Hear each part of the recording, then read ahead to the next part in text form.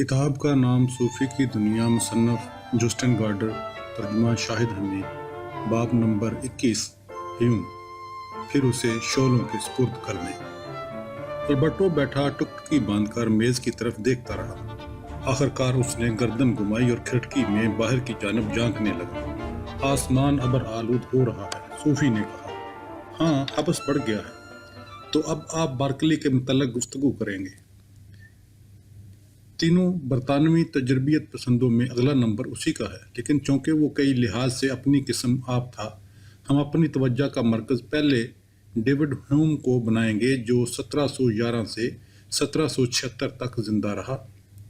तजर्बियत पसंदों में वो अहम तरीन है। वो इस एतबार से भी नुमायाँ हैसियत का मालिक है क्योंकि उसने जर्मनी के अजीम फ़लसफ़ी इमानुएल कांट को अपने फ़लसफ़े की राह समझाई थी। क्या आपके नज़दीक इस बात की कोई अहमियत नहीं कि मुझे बार्कली के फ़लसफ़े में ज़्यादा दिलचस्पी है? ये कोई इतनी अहम बात नहीं। ह्यूम की परवरिश और तलीम व तरबियत स्कॉटलैंड के शहर एडम्बरा और उसके करीबो जुवार में हुई। उसका ख़ानदान उसे कानून की तालीम दिलाना चाहता था, लेकिन खुद उसका अपना ये हाल था कि कोशिश के बावजूद उसकी तबीयत फ़लसफ़े और इल्म के मासवा किसी और चीज़ की तरफ मायल ही नहीं होती थी। वो वाल्टेयर और रोसो जैसे अजीम मुफक्रीन की तरह रोशन ख्याली के दौर में रहता था और अपनी ज़िंदगी के अवाखिर में एडम्बरा में मुस्तकिल रहाइश इख्तियार करने से कबल वो यूरोपी ममालिक में बहुत घूमा फिरा था।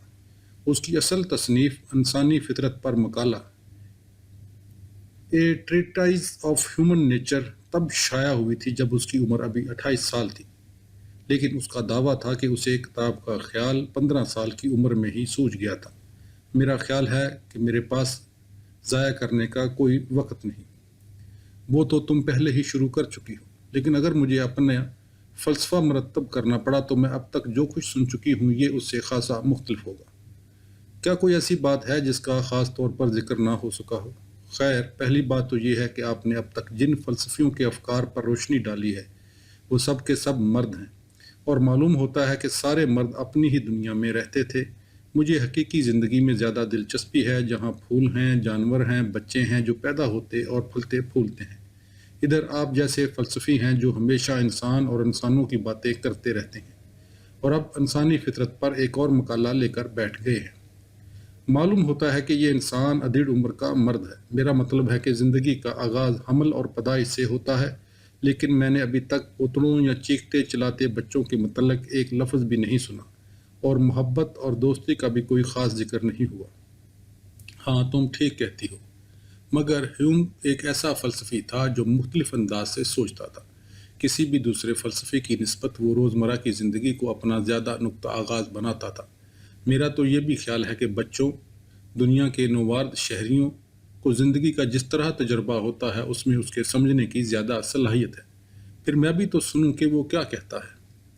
मेरे हक़ में शायद यही बेहतर होगा। तजर्बियत पसंद की हैसियत से ह्यूम ने तमाम गुंजलक तसव्वुरात और फ़िक्री सांचों की सफाई का ज़िम्मा संभाल लिया। कुरून वस्ता के अलूम और 17वीं सदी के अक़लियत पसंद फ़लसफ़े के पुराने तहरीरी और ज़ुबानी अफ़कार के मलबों के ढेर लग चुके थे। ह्यूम ने तजवीज़ पेश की कि हमें दुनिया के बारे में अपने फितरी बरजिस्ता और बेसाख्ता तजर्बे की तरफ रजू करना चाहिए। कोई फ़लसफ़ी हमसे रोज़मर्रा के तजुर्बात नज़रअंदाज नहीं करा सकेगा और ना हम पर तर्ज़ अमल के ऐसे असूल ढूंढ सकेगा जो उनसे मुख्तलिफ हों, जो हमें रोज़मर्रा की ज़िंदगी पर गौर व फ़िक्र करने के बाद दस्तयाब होते हैं। ये उसके अपने अल्फाज हैं। अब तक तो बात उम्मीद अफजा मालूम होती है। आप कोई मिसाल दे सकते हैं? ह्यूम के ज़माने में फ़रिश्तों यानी परों वाले इंसानों पर आम यकीन किया जाता था। सूफ़ी, तुमने कभी इस किस्म की कोई मखलूक देखी है? नहीं, लेकिन तुमने इंसानी शक्ल तो देखी है। भला ये भी कोई पूछने का सवाल है? तुमने पर भी देखे होंगे। बिल्कुल, लेकिन किसी इंसानी जिस्म पर नहीं। चुनाचा ह्यूम के मुताबिक फ़रिश्ता मरक्कब कॉम्प्लेक्स तस्वर है। ये दो मुख्तलिफ तजर्बों पर मुश्तमिल है जिनका दर हकीकत एक दूसरे से तो कोई ताल्लुक़ नहीं बनता, लेकिन जो बहरहाल इंसान के तख़य्युल से मुंसलिक हैं। दूसरे अल्फाज में ये काज़ब ख्याल है जिसे बला ताख़ीर मुस्तरद कर देना चाहिए। इसी तरीके से हमें अपने ख्यालात व तसव्वुरात और अपने किताबों के ज़ख़ीरों की भी सफाई करना चाहिए, क्योंकि जैसा कि ह्यूम खुद बयान करता है, अगर हम अपने हाथ में कोई किताब उठाते हैं, ہمیں اپنے آپ سے پوچھنا چاہیے، کیا اس میں مقدار یا تعداد کے متعلق کوئی مجرد استدلال، ابسٹریکٹ ریزننگ پایا جاتا ہے؟ نہیں۔ پھر اسے شعلوں کے سپرد کر دیں، کیونکہ اس میں سوفتہ دلیل باطل اور التباس ایلوژن کے ماسوا اور کچھ بھی نہیں۔ لیکن یہ تو انتہائی سخت طرز فکر ہے، مگر دنیا پھر بھی موجود رہتی ہے، پہلے کی نسبت کہیں تر و تازہ اور واضح خطوط والی۔ ہیوم جاننا چاہتا تھا کہ بچے کو زندگی کا کس طرح تجربہ ہوتا ہے۔ کیا تم نے کہا نہیں تھا کہ اکثر فلسفی جن کے متعلق تم نے باتیں سنی ہیں اپنی ہی دنیا میں مگن رہتے تھے، اور یہ کہ تمہیں حقیقی دنیا میں زیادہ دلچسپی ہے؟ ہاں، کچھ اسی قسم کی بات۔ ہیوم بھی اس طرح کی بات کہہ سکتا تھا۔ آؤ ہم اس کے خیالات کے منطقی ربط کا ذرا قریب سے جائزہ لیتے ہیں۔ میں آپ کے ساتھ ہوں۔ ہیوم اپنی بات کا آغاز یہ ثابت کرنے کے بعد کرتا ہے کہ ادراک دو مختلف قسم کے ہوتے ہیں، ایک تو وہ تاثرات، امپریشنز، اور دوسرے کو خیالات یا تصورات، آئیڈیاز کا نام دیتا ہے۔ جب وہ لفظ تاثرات استعمال کرتا ہے تو اس کی مراد خارجی، ایکسٹرنل حقیقت کا فوری تحسس، سینسیشن ہے۔ خیالات یا تصورات کا مطلب اس کے نزدیک ان تاثرات کی یاد نو یا بازیافت ریکولیکشن ہے۔ کیا آپ مجھے کوئی مثال دے سکتے ہیں؟ اگر تمہارے جسم میں کوئی حصہ گرم چولہے پر جل جائے تو تمہیں اس کا فوری تاثر ملتا ہے، بعد میں تمہیں یاد آتا ہے کہ تم اپنے جسم کا کوئی عضو جلا بیٹھی تھی۔ جہاں تک آدمی اس تاثر کی کیفیت کو یاد کر سکتا ہے، ہیوم اسے خیال کہتا ہے۔ فرق صرف یہ ہوتا ہے کہ اولین تاثر اس تاثر کی سوچی ہوئی یاد کی نسبت کہیں زیادہ توانا اور زندگی سے بھرپور ہوتا ہے۔ تم یہ بھی کہہ سکتی ہو کہ تحسس اصل چیز ہے، جبکہ خیال یا سوچ اس کی محض دھندلی نقل ہے۔ دماغ میں جو خیال جمع ہوتا ہے وہ تاثر ہی ہے جو اس کی براہ راست علت ہوتا ہے۔ یہاں تک تو مجھے آپ کی بات سمجھ آ گئی ہے۔ ہیوم زور دے کر مزید کہتا ہے کہ تاثر اور تصور دونوں ہی سادہ بھی ہو سکتے ہیں اور مرکب بھی۔ تمہیں یاد ہوگا ہم نے لوگ کے سلسلے میں سیب کی بات کی تھی۔ سیب کا براہ راست تجربہ پیچیدہ تاثر کی مثال ہے۔ قطع کلامی کی معافی چاہتی ہوں، لیکن کیا یہ بات واقعہ اتنی زیادہ اہم ہے؟ اہم؟ تم یہ سوال کیسے پوچھ سکتی ہو؟ ممکن ہے کہ فلسفی متعدد فرضی مسائل سے مغز کھپائی کرتے رہے ہوں، پھر بھی تمہیں اب بات سے ہاتھ نہیں اٹھانا چاہیے کہ دلیل کس طرح تشکیل پاتی ہے۔ غالباً ہیوم دکارت سے اتفاق رائے ظاہر کرتا ہے کہ خیال کاری کے عمل یعنی تھاٹ پروسیس کی تشکیل بالکل بنیاد سے شروع کرنا بہت ضروری ہے۔ بہت اچھا، بہت اچھا۔ ہیوم کا نقطہ یہ ہے کہ ہم بعض اوقات ایسے مرکب خیالات متشکل کر لیتے ہیں جن کے متماثل طبعی دنیا میں کوئی شے نہیں ہوتی۔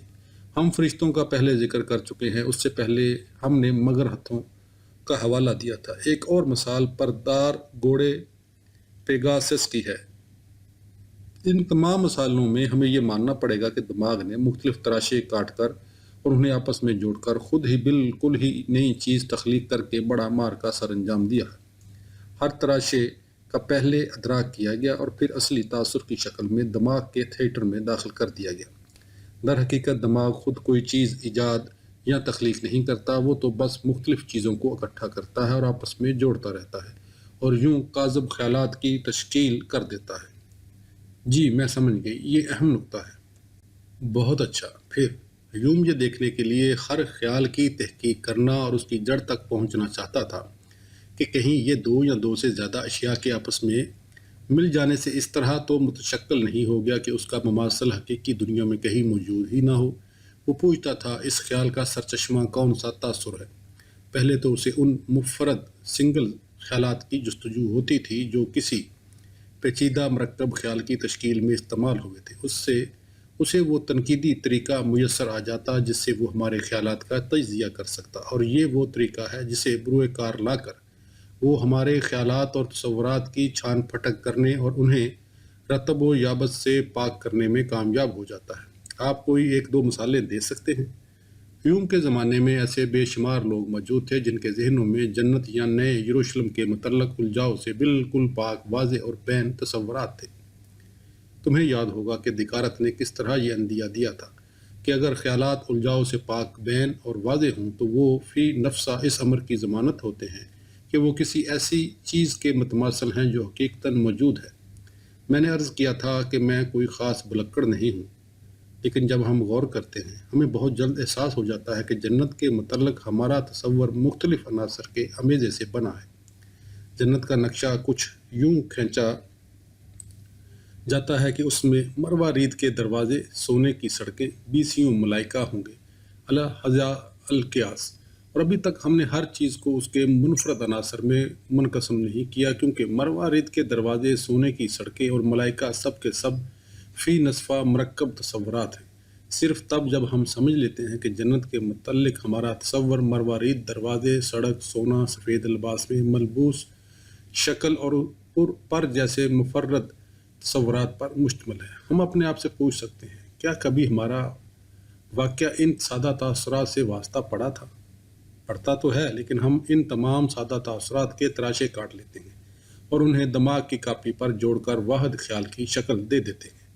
ہاں، ہم بالکل یہی کرتے ہیں، کیونکہ جب ہم انسان ذہن میں کسی چیز کا نقشہ بناتے ہیں ہمارا دھیان فوراً کینچی اور لئی کی طرف چلا جاتا ہے۔ لیکن ہیوم زور دے کر کہتا ہے کہ ہم خیالات، تصورات میں جن عناصر کو یکجا کرتے ہیں وہ کسی نہ کسی وقت لازماً ہمارے دماغ میں سادہ تاثرات کی شکل میں داخل ہوں گے۔ وہ شخص جس نے کبھی سونا نہیں دیکھا اپنے ذہن میں سونے کی سڑکوں کا نقشہ نہیں بنا پائے گا۔ بڑا استاد آدمی معلوم ہوتا ہے۔ دیکارت نے خدا کا جو واضح اور بین تصور پیش کیا تھا اس کے متعلق کیا خیال ہے؟ ہیوم کے پاس اس کا بھی جواب تھا۔ چلو ہم یہ کہتے ہیں کہ ہمارے نزدیک خدا کا تصور یہ ہے کہ وہ غیر محدود طور پر ذکی، با حکمت اور احسن ہستی ہے۔ یوں ہمارے ذہن میں کسی غیر محدود طور پر ذکی چیز، کسی غیر محدود طور پر با حکمت چیز اور کسی غیر محدود طور پر احسن چیز کا مرکب خیال سما جاتا ہے۔ اگر ہم ذکاوت، حکمت اور اچھائی سے کبھی آشنا نہ ہوتے، ہمارے ذہن میں اس قسم کے خدا کا تصور کبھی نہ آتا۔ ہمارے ذہن میں خدا کا یہ تصور بھی ہو سکتا ہے کہ وہ سخت گیر لیکن انصاف پسند باپ ہے۔ یعنی یہ کہا جا سکتا ہے کہ ہمارا یہ تصور سخت گیری، انصاف پسندی اور باپ پر مشتمل ہے۔ ہیوم کے بعد مذہب کے متعدد نقادوں نے یہ دعویٰ کیا ہے کہ خدا کے متعلق اس قسم کے تصورات کا رشتہ ان تجربات کے ساتھ جوڑا جا سکتا ہے جو ابتدائی عمر میں ہمیں اپنے باپ کے متعلق ہوئے تھے۔ کہا جاتا ہے کہ باپ کے تصور ہی سے آسمانی باپ کا تصور ذہنوں میں آیا۔ ممکن ہے کہ یہ درست ہو، لیکن میں نے یہ بات کبھی تسلیم نہیں کی ہے کہ خدا کا مرد ہونا لازمی ہے۔ کبھی کبھی میری امی حساب برابر کرنے کے لیے گاڈ کو گوڈیویا کہہ دیتی ہے۔ بہرحال ہیوم ایسے تمام خیالات و افکار کا مخالف تھا جن کا متماثل حسی ادراکات، سینس پرسیپشنز میں نہ ڈھونڈا جا سکے۔ وہ کہتا تھا، میں ان بے معنی لغویات کو اٹھا کر ایک طرف رکھ دینا چاہتا ہوں جو اتنے لمبے عرصے سے مابعد الطبیعیاتی فکر پر چھائی رہی ہیں اور جنہوں نے اسے بدنامی کے کنویں میں دھکیل دیا ہے۔ لیکن ہم اپنی روزمرہ کی زندگی میں بھی مرکب خیالات استعمال کرتے رہتے ہیں اور ذرا نہیں سوچتے کہ وہ صحیح ہیں بھی یا نہیں۔ مثلاً میں یا انا، ایگو کا سوال لیں۔ دیکارت کے فلسفے کی تو بنیاد ہی یہ میں تھا، یہی وہ واضح اور بین ادراک تھا جس پر اس کے سارے فلسفے کی عمارت تعمیر ہوئی تھی۔ مجھے امید ہے کہ ہیوم نے اس بات سے انکار کرنے کی کوشش نہیں کی ہوگی کہ میں ہوں۔ اگر اس نے کی تھی پھر وہ بلا سوچے سمجھے بات کر رہا ہوگا۔ صوفی: اگر میں اس نصاب کے ذریعے تمہیں کوئی بات سکھانا چاہتا ہوں تو وہ یہ ہے کہ تم نتائج اخذ کرنے میں جلد بازی کا مظاہرہ نہ کیا کرو۔ میں معذرت خواہ ہوں، آپ اپنی بات جاری رکھیں۔ نہیں، تم ہیوم کا طریقہ کیوں استعمال نہیں کرتی، اور جسے تم اپنی انا سمجھتی ہو اس کا تجزیہ کیوں نہیں کرتی؟ پہلے تو میں یہ دریافت کرنا چاہوں گی کہ انا مفرد یا مرکب تصور ہے اور تم کس نتیجے پر پہنچی ہو۔ مجھے واقعہ تسلیم کرنا ہوگا کہ میں اپنے آپ کو بالکل مرکب محسوس کرتی ہوں۔ ایک بات تو یہ ہے کہ میں بہت جلد طیش میں آ جاتی ہوں، پھر مجھے مختلف چیزوں کے بارے میں کسی فیصلے پر پہنچنے میں دشواری پیش آتی ہے، اور مزید بات یہ ہے کہ میں جن لوگوں کو پسند کرتی ہوں انہیں ناپسند بھی کرنے لگتی ہوں۔ دوسرے الفاظ میں اس کا مطلب یہ ہوا کہ انا کا تصور مرکب خیال ہے۔ بہت اچھا، چنانچہ میرا خیال ہے کہ اب مجھے یہ حساب کتاب لگانا ہے کہ آیا میرے ذہن میں اپنی انا کا کوئی مماثل مرکب تاثر ہے، اور میرا قیاس ہے کہ ہے۔ در حقیقت یہ ہمیشہ میرے ذہن میں موجود رہا ہے۔ اس سے تمہیں کوئی پریشانی ہوتی ہے؟ میرا مزاج اکثر بدلتا رہتا ہے۔ آج میں وہ نہیں ہوں جو میں تب تھی جب میری عمر 4 سال تھی۔ میرا مزاج اور میرا اپنے آپ کو دیکھنے کا انداز لہجہ بہ لہجہ تبدیل ہوتا رہتا ہے۔ مجھے اچانک محسوس ہو سکتا ہے جیسے میں بالکل ہی نئی شخصیت ہوں۔ چنانچہ اگر تمہیں یہ محسوس ہو کہ تمہاری انا ناقابل تبدیل ہے تو تمہارا ادراک کاذب ہوگا۔ در حقیقت انا کا ادراک سادہ تاثرات کی لمبی زنجیر ہے جن کا تمہیں کبھی بیک وقت تجربہ نہیں ہوا ہوتا۔ ہیوم کے الفاظ میں یہ مختلف ادراکات کی پوٹلی یا ذخیرے کے ماسوا اور کچھ نہیں، جو ناقابل تصور تیزی کے ساتھ یکے بعد دیگرے وارد ہوتے رہتے ہیں، دائمی طور پر تبدیل اور حرکت پذیر ہوتے رہتے ہیں۔ ذہن ایک قسم کا تھیٹر ہے جہاں متعدد ادراک یکے بعد دیگرے اپنی رونمائی کرتے ہیں، آتے ہیں، گزرتے ہیں، پھر گزرتے ہیں، پھسل کر دور ہو جاتے ہیں اور کیفیتوں اور صورتحال حالات کے غیر محدود تنوع میں گل مل جاتے ہیں۔ ہیوم نے اس طرف توجہ دلائی تھی کہ ان ادراکات اور احساسات کے جو آتے جاتے رہتے ہیں، نیچے یا پیچھے ہماری کوئی ڈکی چھپی شناخت موجود نہیں ہوتی۔ وہ مووی سکرین کی شبیہوں کی مانند ہوتی ہے جو اتنے تیزی سے تبدیل ہوتی رہتی ہیں کہ ہمیں یہ اندازہ ہی نہیں ہو پاتا کہ وہ انفرادی سنگل تصویروں پر مشتمل ہوتی ہے۔ در حقیقت تصویریں منسلک نہیں ہوتی، وہ گزرتی اتنی تیزی سے ہیں کہ اپنا پتہ ہی نہیں چلتا کہ فلم انفرادی تصاویر کا مجموعہ ہے۔ میرا خیال ہے کہ میں ہار مان لیتی ہوں، تو اس کا یہ مطلب ہے کہ تم ناقابل تبدیل انا کے تصور سے دستبردار ہو گئی ہو۔ میرا خیال ہے کہ ہاں۔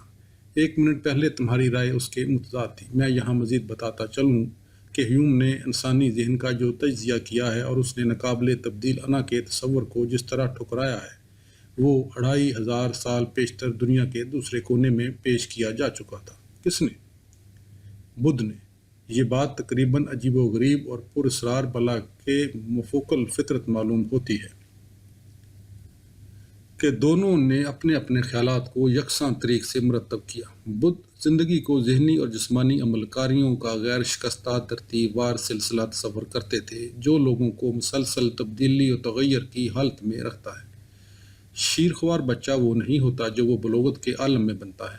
میں آج وہ نہیں جو میں کل تھا۔ بدھ کا قول ہے، کوئی چیز بھی تو ایسی نہیں جس کے متعلق میں یہ کہہ سکوں کہ یہ میری ہے، اور نہ کوئی ایسی چیز ہے جس کے متعلق میں دعویٰ کر سکوں کہ یہ میں ہوں۔ چنانچہ نہ کوئی میں ہے اور نہ کوئی ناقابل تبدیل انا۔ یہ تو ہیوم کا مخصوص انداز ہے۔ ناقابل تبدیل انا کے تصور پر گفتگو جاری رکھتے ہوئے میں یہ کہوں گا کہ بہت سے عقلیت پسندوں نے بلا تحقیق اور بلا ثبوت یہ بات صحیح تسلیم کر لی تھی کہ انسان غیر فانی روح کا مالک ہے۔ کیا یہ بھی کاذب ادراک ہے؟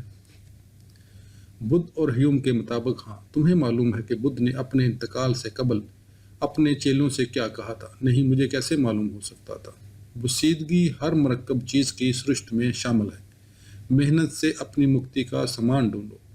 ہیوم بھی یہی بات کہہ سکتا تھا، پھر ہیوم ہی کیوں، دیموکریٹوس بھی تو اسی زمرے میں آتا ہے۔ بہرحال ہم اتنا جانتے ہیں کہ ہیوم نے روح کی لافنا پذیری یا خدا کے وجود کو ثابت کرنے کی ہر کوشش مسترد کر دی تھی۔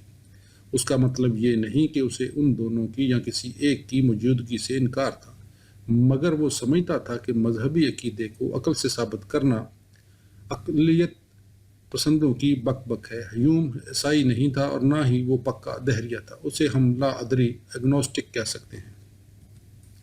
وہ کیا ہوتا ہے؟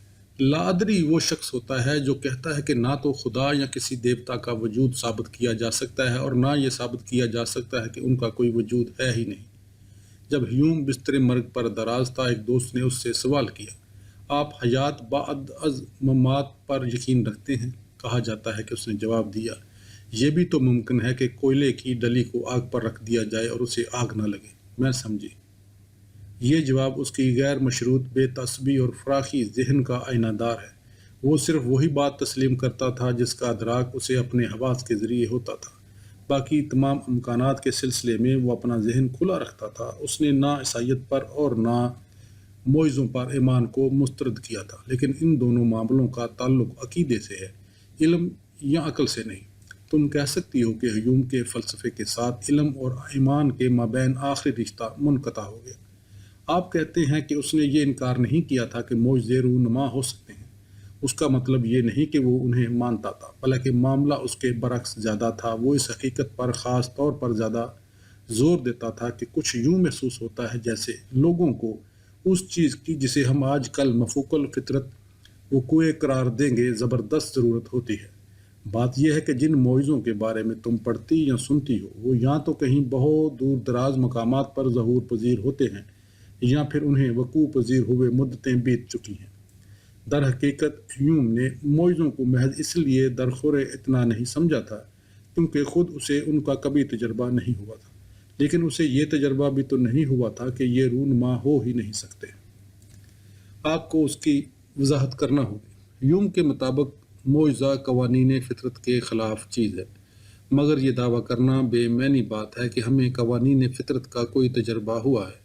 ہم تجربے سے یہ کہہ سکتے ہیں کہ اگر ہم کسی پتھر کو ہاتھ سے چھوڑ دیں تو یہ زمین پر گر پڑے گا، اور اگر یہ نہیں گرتا خیر پھر سمجھو کہ ہمیں اس کے نہ گرنے کا تجربہ ہو گیا۔ میں کہوں گی کہ اگر یہ نہیں گرتا تو پھر یہ معجزہ یا کوئی مفوق الفطرت چیز ہوگا۔ تو تمہارا یہ اعتقاد ہے کہ فطرتیں دو ہیں، ایک فطری اور دوسرا مافوق الفطری۔ یہاں تم ایک بار پھر اقلیتی جال میں پھنس گئی ہو۔ ممکن ہے آپ درست کہتے ہوں، لیکن میرا اب بھی یہی خیال ہے کہ میں جب بھی پتھر ہاتھ سے چھوڑوں گی یہ لازماً زمین پر گر پڑے گا۔ کیوں؟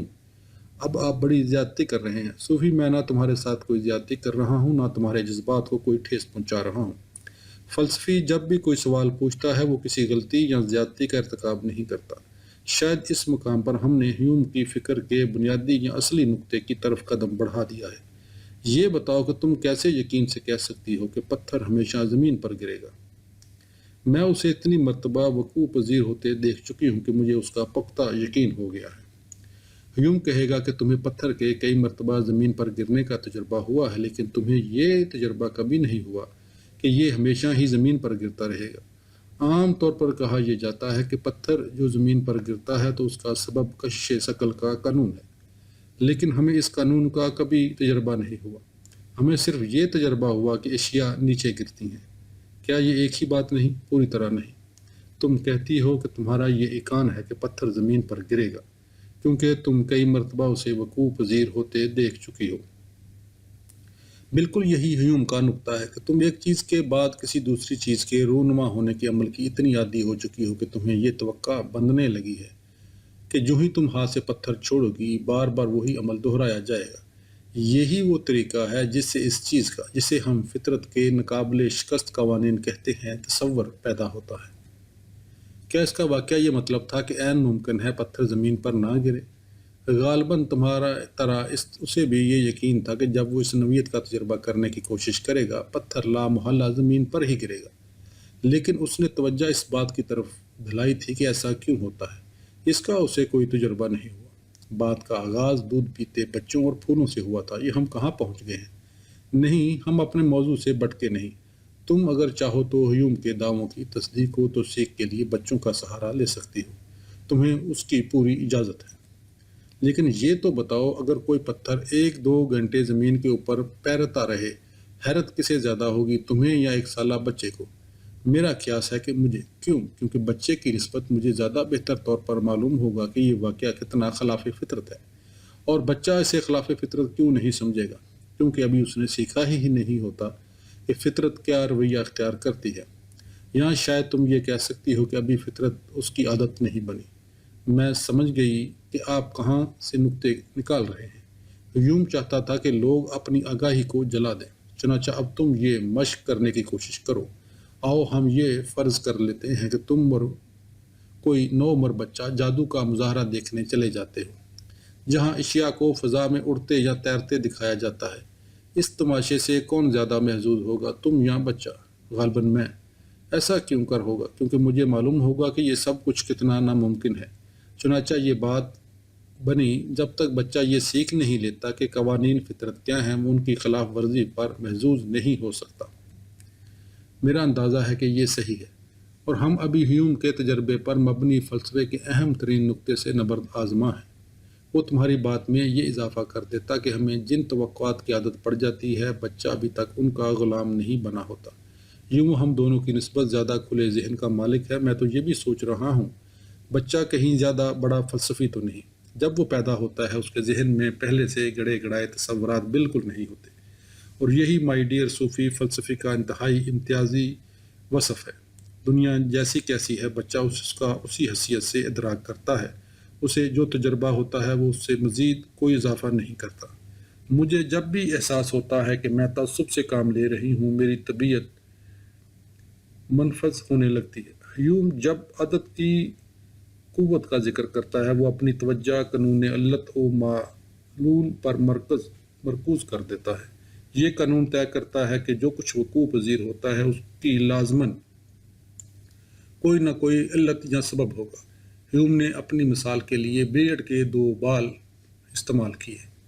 اگر تم بلیئرڈ کے سیاہ بال کو سفید بال کی طرف جو ساکن ہے لڑکھڑاؤ تب سفید بال کیا کرے گا؟ اگر سیاہ بال سفید بال کے ساتھ ٹکراتا ہے سفید بال متحرک ہو جائے گا، سمجھا؟ لیکن یہ متحرک کیوں ہوگا؟ کیونکہ اس کے ساتھ سیاہ بال ٹکرایا تھا۔ چنانچہ ہم عام طور پر یہ کہتے ہیں کہ سیاہ بال کی ٹکر سفید بال کے تحرک کی علت ہے، لیکن اب یاد رکھو کہ ہم صرف ان چیزوں کا ذکر کر سکتے ہیں جن کا ہمیں فی الواقعہ تجربہ ہوا ہوتا ہے۔ مجھے فی الحقیقت اس کا متعدد بار تجربہ ہو چکا ہے جو آنا کے گھر تہہ خانے میں بلیئرڈ کی میز ہے۔ ہیوم کہے گا کہ واحد چیز جس کا تمہیں تجربہ ہوا ہے وہ یہ ہے کہ سفید بال میز پر لڑکھنے لگتا ہے۔ یہ میز پر کیوں لڑکنے لگا؟ تمہیں اس کی اصل سبب کا کوئی تجربہ نہیں ہوا۔ تمہیں اتنا تجربہ ہوا ہے کہ ایک واقعے کے بعد دوسرا واقعہ رونما ہوتا ہے، لیکن تمہیں یہ تجربہ نہیں ہوا کہ دوسرا واقعہ کس سبب رونما ہوا ہے۔ یہ بال کی کھال ادھیڑنے کے مترادف نہیں، یہ بالکل مرکزی نقطہ ہے۔ ہیوم نے زور دے کر کہا تھا کہ یہ توقع کہ ایک چیز کے بعد دوسری چیز وقوع پذیر ہوگی خود اشیاء کے اندر نہیں ہوتی، بلکہ یہ ہمارے دماغ میں ہوتی ہے، اور جیسا کہ ہم دیکھ چکے ہیں توقع عدد کے ساتھ منسلک ہوتی ہے۔ ہم ایک بار پھر بچے کا معاملہ لیتے ہیں۔ جب بلیئرڈ کا ایک بال دوسرے بال کے ساتھ ٹکرایا تھا، اگر دونوں بال بالکل ساکن رہتے بچہ ہکا بکا ہو کر نہ دیکھتا۔ جب ہم قوانین فطرت یا علت و معلول کا ذکر کرتے ہیں ہم دراصل یہ کہہ رہے ہوتے ہیں کہ ہماری توقع کیا ہے، نہ کہ یہ کہ معقول کیا ہے۔ قوانین فطرت نہ معقول ہوتے ہیں اور نہ غیر معقول، وہ محض قوانین ہوتے ہیں۔ چنانچہ یہ توقع کہ جب بلیئرڈ کا سیاہ بال سفید بال سے ٹکرائے گا سفید بال متحرک ہو جائے گا، خلقی نہیں۔ ہم یہ توقعات لے کر پیدا نہیں ہوتے کہ دنیا کس قسم کی ہوگی یا یہ کہ اس میں مختلف اشیاء کیا رویہ اختیار کریں گی۔ دنیا بالکل ویسی ہوتی ہے جیسی کہ وہ ہے، اور یہی وہ بات ہے جو ہم سیکھتے ہیں۔ مجھے محسوس ہو رہا ہے کہ ہم دوبارہ پٹڑی سے اترنے لگے ہیں۔ اگر ہماری توقعات ہمارے جلد بازی سے نتائج تک پہنچنے کا سبب بن رہی ہے، پھر نہیں۔ ہیوم ناقابل شکست قوانین فطرت کی موجودگی سے انکار نہیں کرتا تھا، لیکن اس کا نقطہ نظر یہ تھا کہ چونکہ ہم اس پوزیشن میں نہیں کہ ہم خود قوانین فطرت کا تجربہ حاصل کر سکیں، ہم آسانی سے غلط نتائج اخذ کر سکتے ہیں۔ کس قسم کے؟ خیر، چونکہ میں نے سیاہ گھوڑوں کا پورا لشکر دیکھا ہے، اس سے یہ مطلب نہیں نکلتا کہ سارے گھوڑے سیاہ ہوتے ہیں۔ نہیں، بالکل نہیں۔ اور اگرچہ میں نے اپنی پوری زندگی میں سیاہ کووں کے ماں سوا کبھی کسی دوسرے رنگ کا کوا نہیں دیکھا، اس سے یہ نتیجہ نہیں نکلتا کہ سفید کوے کے نام کی مخلوق بالکل ہی ناپید ہے۔ لیکن آدمی فلسفی ہو یا سائنسدان، دونوں صورتوں میں اس کے لیے لازم ہے کہ وہ سفید کوا دریافت کرنے کا امکان قطعاً مسترد نہ کرے۔ تم تقریباً یہ کہہ سکتی ہو کہ سفید کوے کی سر توڑ تلاش سائنس کا اہم فریضہ ہے۔ جی ہاں، میں سمجھ گئی ہوں۔ جہاں تک علت اور معلول کے مسئلے کا تعلق ہے، ایسے بے شمار لوگ موجود ہو سکتے ہیں جو سمجھتے ہیں کہ بادل کی کڑک کی علت بجلی کی چمک ہے، کیونکہ کڑک چمک کے بعد آتی ہے۔ بلیئرڈ کے بالوں کی جو مثال دی گئی تھی، در حقیقت یہ مثال اس سے کوئی خاص مختلف نہیں۔ لیکن سوال یہ ہے کہ کیا کڑک کی علت چمک ہے؟ حقیقتاً نہیں، کیونکہ اصل بات یہ ہے کہ کڑک اور چمک بیک وقت رونما ہوتی ہیں۔ کڑک اور چمک دونوں برقی ڈسچارج کے سبب رونما ہوتی ہیں، چنانچہ در حقیقت ان دونوں کی علت کوئی تیسرا عنصر ہے۔ ٹھیک۔ ہماری اپنی صدی کے ایک برطانوی تجربیت پسند برٹرینڈ رسل نے ایک مضحک مثال پیش کی ہے۔ ایک چوزے کو روزانہ یہ تجربہ ہوتا ہے کہ اسے ہر روز تب خوراک ملتی ہے جب کسان کی بیوی مرغی خانے میں اس کے قریب آتی ہے۔ جب وہ اس معاملے پر غور کرتا ہے وہ اس نتیجے پر پہنچتا ہے کہ کسان کی بیوی کی آمد اور اس کے پیالے میں خوراک رکھے جانے کے فعل کے مابین کوئی نہ کوئی علتی تعلق ہے۔ لیکن جب کسی روز چوزے کو اپنی خوراک نہیں ملتی، پھر نہیں، بات یہ نہیں ہے۔ اصل بات یہ ہے کہ کسان کی بیوی آتی تو ہے لیکن وہ چوزے کو خوراک نہیں کھلاتی، وہ بس اس کی گردن مروڑ دیتی ہے۔ اوہ، کیا قریب بات ہے! اس حقیقت کا ایک چیز دوسری چیز کے بعد رونما ہوتی ہے۔ لازماً یہ مطلب نہیں نکلتا کہ دونوں کے مابین کوئی علتی تعلق ہوتا ہے۔ فلسفے کا ایک بڑا مسئلہ یہ ہے کہ کسی طرح لوگوں کو جلد بازی سے نتائج اخذ کرنے کے خلاف متنبہ کیا جائے۔ جلد بازی سے نتائج اخذ کرنے سے تو ہم کی مختلف صورتیں جنم لیتی رہتی ہیں۔ کیسے؟ تم کسی کالی بلی کو سڑک پار کرتے دیکھتی ہو، اس روز بعد ازاں تم ٹھوکر کھاتی ہو اور اپنا بازو توڑوا بیٹھتی ہو، لیکن اس سے یہ مطلب نہیں نکلتا کہ ان دونوں واقعوں کے مابین کوئی علتی تعلق ہے۔ سائنس میں یہ بات خاص طور پر اہم ہے کہ نتائج اخذ کرنے میں جلد بازی نہ دکھائی جائے۔ مثلاً بے شمار لوگ کوئی خاص دوا استعمال کرنے کے بعد صحت یاب ہو جاتے ہیں۔ یہ اپنی جگہ حقیقت صحیح، لیکن اس کا یہ مطلب نہیں نکلتا کہ صحت یاب وہ دوا کی وجہ سے ہوئی۔ یہی وجہ ہے کہ مریضوں کی خاصی بڑی تعداد پر تجربہ کرنا ضروری ہو جاتا ہے۔ کچھ لوگوں کو دوا دی جاتی ہے، کچھ کو محض آٹے اور پانی پر ٹرکھا دیا جاتا ہے، لیکن سمجھتے وہ بھی یہی ہیں کہ انہیں بھی دوا دی جا رہی ہے۔ اگر یہ مریض بھی صحت یاب ہو جاتے ہیں تو اس میں دوا کا کوئی دخل نہیں ہوگا، بلکہ کوئی تیسرا عنصر کار فرما ہوگا۔ مثلاً یہ عقیدہ کہ دوا نے اپنا اثر دکھایا ہے اور وہ صحت یاب ہو گئے ہیں۔ میرا خیال ہے کہ میری سمجھ میں آنے لگا ہے کہ تجربیت کیا ہوتی ہے۔ ہیوم نے اخلاقیات کے شعبے میں بھی عقلیت پسندانہ فکر کے خلاف بغاوت کی تھی۔ عقلیت پسندوں کی ہمیشہ یہ رائے رہی تھی کہ غلط اور صحیح کے مابین امتیاز کرنے کی صلاحیت انسان میں خلقی طور پر موجود ہوتی ہے۔ سقراط سے لوگ تک کتنے ہی فلسفی ہیں جن کے ہاں ہمیں اس نام نہاد فطری صحت سے واسطہ پڑا ہے، لیکن ہیوم کے خیال کے مطابق ہم جو کچھ کہتے اور کرتے ہیں اس کا فیصلہ عقل نہیں کرتی، پھر کون کرتا ہے؟ اس میں ہمارے جذبات کا دخل ہوتا ہے۔ اگر تم کسی ضرورت مند کی مدد کا فیصلہ کرتی ہو، اس کا سبب تمہارے احساسات ہوتے ہیں، تمہاری عقل نہیں۔ اگر مجھے مدد کرنے پر مجبور نہ کیا جا سکے، پھر یہ بھی احساسات کا معاملہ ہوگا۔ کسی کی مدد کرنا یا نہ کرنا معقولیت کے دائرے میں آتا ہے، نہ غیر معقولیت کے، لیکن اس سے بے مہری کا ضرور اظہار ہو سکتا ہے۔ لیکن کہیں نہ کہیں تو حد لازماً ہونا چاہیے۔ ہر شخص جانتا ہے کہ کسی کو ہلاک کرنا غلط ہے۔ ہیوم کے مطابق ہر شخص میں دوسروں کی بھلائی کا جذبہ ہوتا ہے، چنانچہ ہم سب میں ترس کی صلاحیت ہوتی ہے، لیکن اس کا عقل سے کوئی تعلق نہیں۔ پتہ نہیں میں اس سے متفق ہوں یا نہیں۔ صوفی، کسی دوسرے شخص سے چھٹکارا حاصل کرنا ہمیشہ ہی غیر عقل مندانہ فعل نہیں ہوتا۔ اگر تم اپنا کوئی مقصد کرنا چاہتی ہو تو یہ اچھا خیال ثابت ہو سکتا ہے۔ ہاں، ایک منٹ ٹھہرے، میں احتجاج کرتی ہوں۔ اچھا، ذرا یہ تو سمجھاؤ کہ آخر کسی موذی کو کیوں ہلاک نہ کیا جائے؟ وہ شخص بھی زندہ رہنا چاہتا ہے، چنانچہ آپ کو اسے ہلاک نہیں کرنا چاہیے۔ کیا یہ کوئی منطقی وجہ ہے؟ پتہ نہیں۔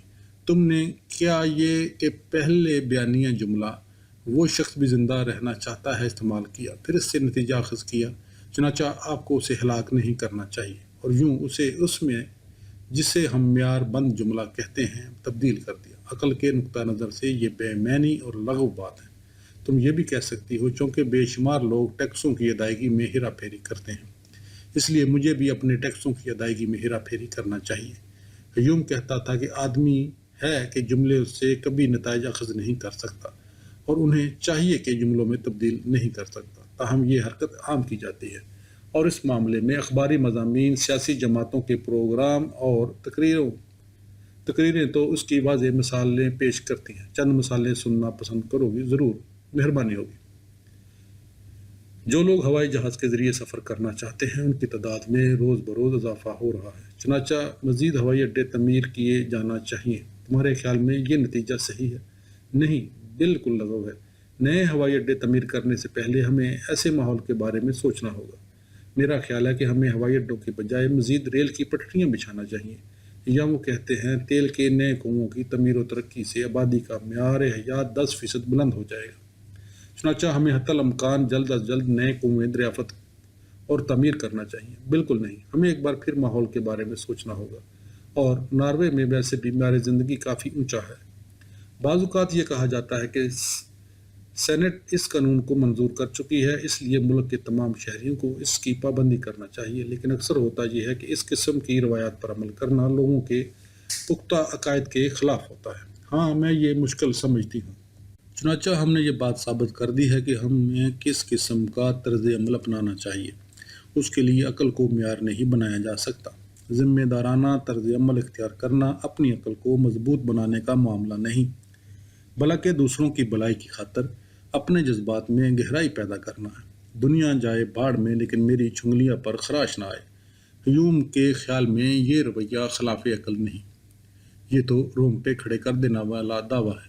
لیکن اگر تمہیں تاج کے پتے پھینٹنا پڑے تو تمہارے شاید اس سے بھی زیادہ رونگٹے کھڑے ہو جائیں، لیکن اس کے ساتھ تمہیں ایک خاص قسم کا لطف بھی محسوس ہوگا۔ تمہیں معلوم ہے کہ نازیوں نے لاکھوں یہودیوں کو قتل کر دیا تھا۔ کیا تم یہ کہو گے کہ نازیوں کی عقل میں کوئی خرابی تھی یا یہ کہ ان کی جذباتی زندگی میں کوئی گڑبڑ تھی؟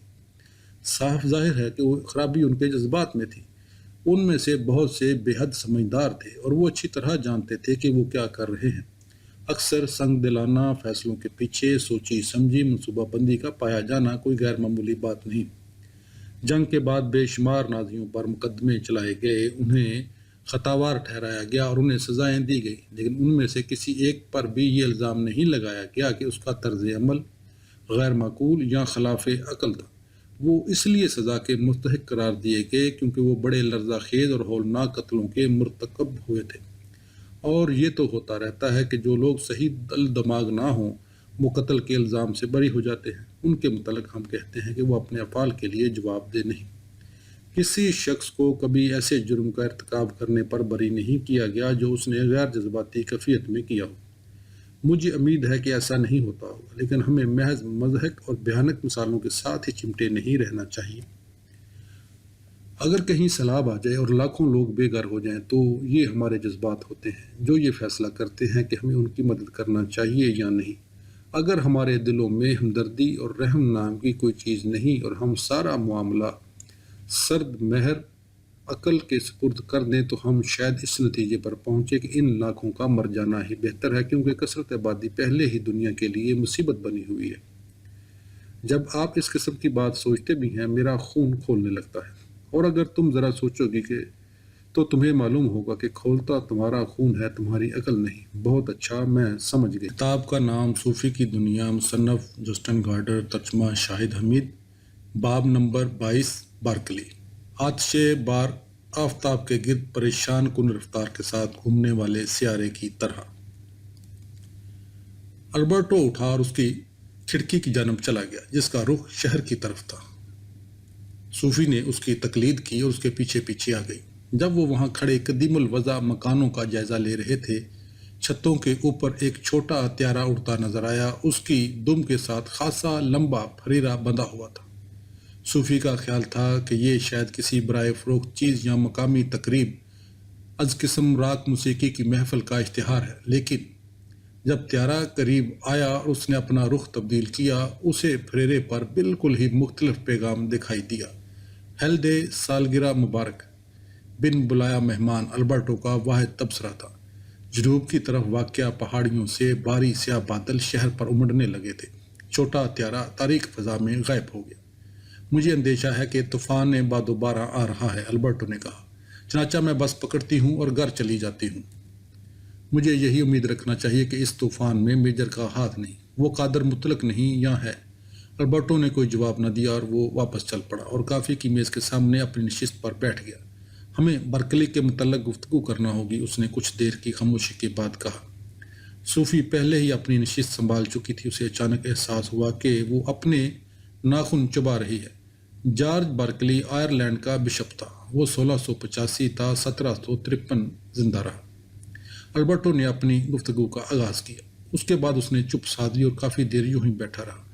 بارکلی آئرش بشپ تھا، صوفی نے لقمہ دیا، لیکن وہ فلسفی بھی تھا۔ جی، اسے محسوس ہو رہا تھا کہ مروجہ فلسفہ اور سائنس نصرانی طرز حیات کے لیے خطرہ بن چکے ہیں۔ وہ سمجھنے لگا تھا کہ عیسائیوں کا تمام فطرت کے خالق اور محافظ کی حیثیت سے خداوند کی ذات پر جو ایمان ہے، اس میں دراڑیں ڈالنے میں مادیت پرستی بھی جوہر شبہ حیات میں نفوذ کرنے لگی تھی۔ ان دونوں سے پیچھے نہیں۔ کیا اس کا واقعہ یہی خیال تھا؟ اس کے باوجود تجربیت پسندوں میں بارکلی سب سے زیادہ اپنی بات پر ثابت قدمی سے قائم رہنے والا شخص تھا۔ کیا اس کا بھی یہی عقیدہ تھا کہ ہم دنیا کے بارے میں اس سے زیادہ کچھ نہیں جانتے؟ جو ہمارے حواس ہمیں بتاتے ہیں اس سے زیادہ۔ بارکلی کا دعویٰ تھا کہ دنیاوی اشیاء واقعہ وہی کچھ ہیں جس کا ہم حواس کے ذریعے ادراک کرتے ہیں، لیکن وہ اشیاء نہیں ہیں۔ آپ کو اس کی وضاحت کرنا ہوگی۔ تمہیں یاد ہوگا کہ لوگ نے اس بات کی طرف توجہ دلائی تھی کہ ہم اشیاء کے ثانوی خواص کے بارے میں بیان بازی نہیں کر سکتے۔ ہم یہ نہیں کہہ سکتے کہ سیب سبز اور ترش ہے، ہم صرف یہ کہہ سکتے ہیں کہ ہمیں ادراک یہی ہوتا ہے کہ یہ سبز اور ترش ہے۔ لیکن لوگ نے یہ بھی کہا تھا کہ کثافت، کشش شکل اور وزن جیسی بنیادی خواص کا واقعہ ہمارے گرد و پیش کی دنیا سے تعلق ہے۔ دراصل خارجی حقیقت مادی ماوا ہے۔ ہاں، یہ مجھے یاد ہے، اور میرا خیال ہے کہ لوگ نے اشیاء کی جو تقسیم کی تھی وہ اہم تھی۔ ہاں صوفی، بشرطے کا معاملہ یہیں پر ختم ہو جاتا۔ اپنی بات جاری رکھے۔ دیکارت اور سپنوزا کی طرح لوگ کا بھی ایمان تھا کہ مادی دنیا حقیقت ہے۔ جی بالکل، یہی وہ بات ہے جس پر بارکلی کو اعتراض تھا، اور اس نے یہ کام تجربیت پسندوں کی منطق کی مدد سے ہی کیا۔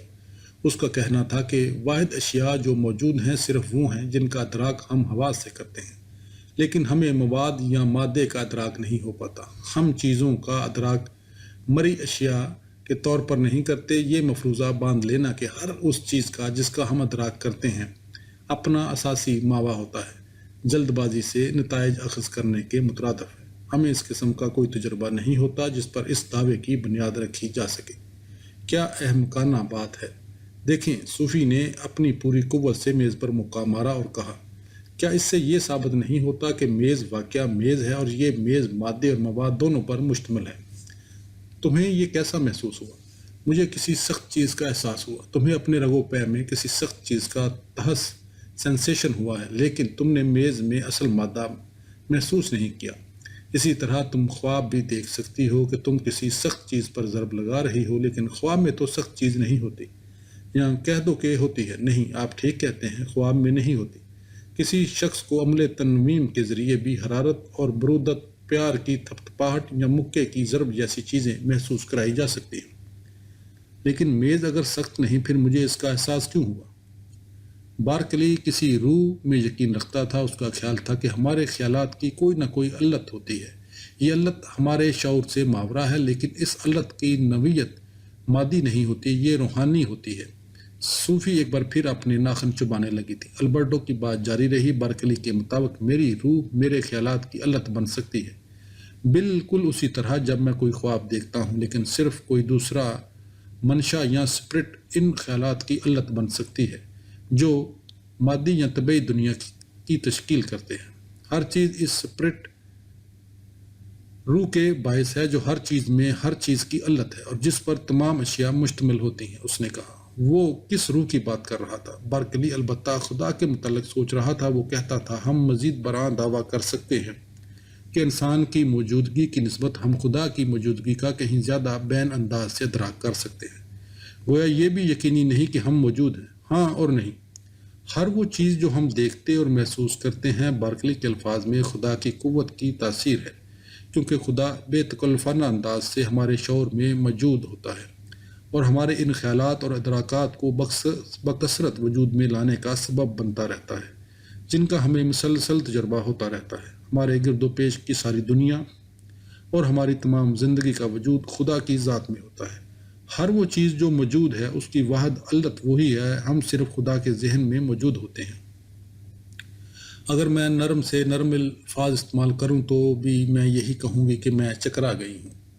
چنانچہ ہونا یا نہ ہونا، ٹو بی اور ناٹ ٹو بی مکمل سوال نہیں ہے۔ سوال یہ بھی ہے کہ ہم کون ہیں؟ کیا ہم واقعہ گوشت پوست کے بنے ہوئے انسان ہیں؟ کیا ہماری دنیا حقیقی اشیاء پر مشتمل ہے یا ہمیں دماغ نے محصور کر رکھا ہے؟ صوفی اپنے ناخن چباتی رہی۔ البرٹو کا سلسلہ کلام جاری رہا۔ مادی حقیقت واحد چیز نہیں تھی جس پر بارکلی اعتراض اٹھاتا رہا۔ وہ یہ استفسار بھی کر رہا تھا کہ آیا زمان اور مکان کا کوئی مطلق یا آزادانہ وجود ہے؟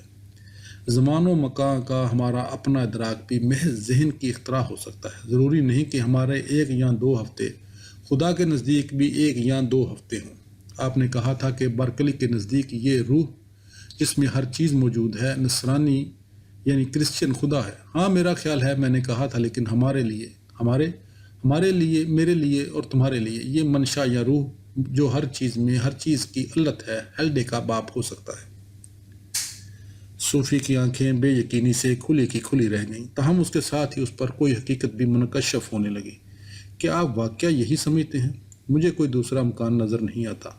ہمارے ساتھ جو کچھ ہو چکا ہے اس کی شاید یہی قابل قبول وضاحت ہے۔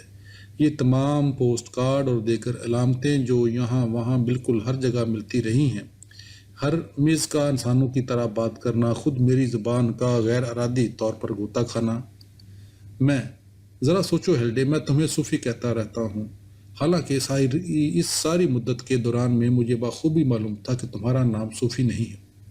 آپ کیا کہہ رہے ہیں؟ اب آپ یقیناً پراگندہ خیالی کا شکار ہو رہے ہیں۔ ہاں بیٹی، میرا دماغ چکر پر چکر کھا رہا ہے، بالکل اسی طرح جس طرح کوئی پریشان کن رفتار سے گھومنے والا سیارہ کسی آتش بار آفتاب کے گرد چکر کاٹ رہا ہو، اور وہ آفتاب ہیلڈے کا باپ ہے۔ ہاں، تم یہ کہہ سکتی ہو، گویا آپ یہ کہہ رہے ہیں کہ وہ ہمارے لیے ایک قسم کا خدا ہے۔ اگر میں پوری ایمانداری سے کام لوں تو مجھے ہاں میں ہی جواب دینا ہوگا۔ اسے اپنے آپ پر شرم آنا چاہیے۔ خود ہیلڈے کے متعلق کیا خیال ہے؟ صوفی: وہ تو فرشتہ ہے۔ فرشتہ؟ فرشتہ؟ ہیلڈے ہی تو ایک ہستی ہے جس کی طرف یہ روح رجوع کرتی ہے۔ تو کیا آپ یہ کہنا چاہتے ہیں کہ البرٹ کیننگ ہمارے بارے میں ہیلڈے کو بتاتا رہتا ہے یا ہمارے متعلق لکھتا رہتا ہے؟ ہم صرف اتنا سیکھ سکے ہیں کہ ہم خود اس مادے کا ادراک نہیں کر سکتے جس سے ہماری حقیقت کی تعمیر ہوئی ہے۔ ہم یہ نہیں جان سکتے کہ ہماری خارجی حقیقت کی تعمیر آوازوں کی لہروں سے ہوئی ہے یا کاغذ اور تحریر سے۔ بارکلی کے مطابق ہم صرف اتنا جان سکتے ہیں کہ ہم روح ہیں اور ہیلڈے فرشتہ ہے۔ ہاں، ہیلڈے فرشتہ ہے، بس اسی پر بات ختم ہو جانا چاہیے۔ سالگرہ مبارک ہیلڈے۔ اچانک کمرہ نیلگوں روشنی سے لبریز ہو گیا۔ چند سیکنڈ بعد انہیں رات کی گڑگڑاہٹ سنائی دی اور سارا مکان لرز اٹھا۔ مجھے جانا ہوگا، صوفی نے کہا، اٹھی اور باہر کی جانب کھلنے والے دروازے کی طرف بھاگ پڑی۔ جب وہ باہر نکل رہی تھی، پیش دالان میں ہرمز ہڑبڑا کر جاگ گیا۔ صوفی کے ذہن میں خیال آیا کہ اس نے کتے کو آپ سے پھر ملاقات ہوگی ہیلڈے کہتے سنا ہے۔ صوفی سرپٹ سیڑھیاں پھلانگتی باہر گلی میں بھاگ گئی۔ گلی سنسان تھی اور اب چھاجوں پانی برسنے لگا تھا۔ اس موسلادھار بارش میں ایک دو کاریں زور آزمائی کر رہی تھی، لیکن کسی بس کا دور دور تک نام و نشان بھی نظر نہیں آ رہا تھا۔ صوفی نے دوڑتے دوڑتے مین اسکوائر پار کیا اور اب وہ شہر میں دیوانہ وار بھاگی جا رہی تھی۔ دوڑنے کے دوران میں اس کے ذہن میں ایک ہی خیال بار بار گردش کر رہا تھا، کل میری سالگرہ ہے۔ 15ویں سالگرہ سے ایک روز پہلے یہ احساس کرنے سے کہ زندگی محض خواب ہے، ذہن میں مزید تلخی نہیں بڑھتی۔ یہ تو بالکل وہی بات ہوئی کہ آپ نے خواب میں 10 لاکھ کا انعام جیتا، مگر جب رقم وصول کرنے چلے آپ کی آنکھ کھل گئی۔ اس کے جوتوں میں پانی بھر گیا تھا، ان سے پھچر پھچر کی آوازیں نکل رہی تھی۔ اس نے اسی حالت میں کھیل کا میدان عبور کیا۔ چند منٹ بعد اس نے دیکھا کہ کوئی عورت اس کی جانب بھاگی آ رہی ہے۔ یہ اس کی امی تھی۔ غضبناک بجلی بار بار چمکتی تھی اور آسمان میں دراڑیں پڑ جاتی تھیں۔ جب وہ ایک دوسرے کے قریب پہنچی، صوفی کی امی نے اسے اپنی آغوش میں بھینچ لیا۔ ننھی، یہ ہمارے ساتھ کیا ہو رہا ہے؟ پتہ نہیں، صوفی کی سسکیاں نکل رہی تھی۔ معلوم ہوتا ہے کوئی بھیانک خواب ہے۔